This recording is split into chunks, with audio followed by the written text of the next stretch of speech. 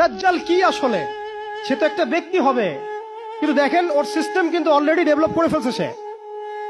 সে কি প্রত্যেকটা জায়গায় পায়ে হেঁটে হেঁটে গিয়ে শাসন করবে? আপনাদের তাই মনে হয়?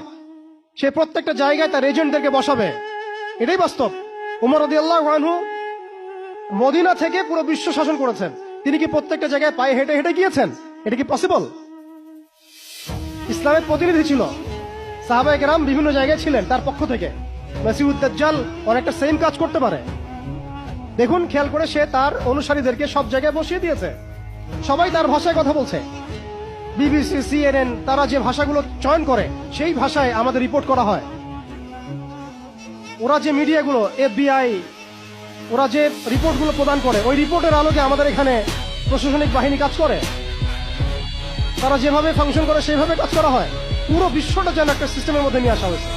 এটাই হচ্ছে একটা দাজ্জালীয় ওয়ার্ল্ড অর্ডার।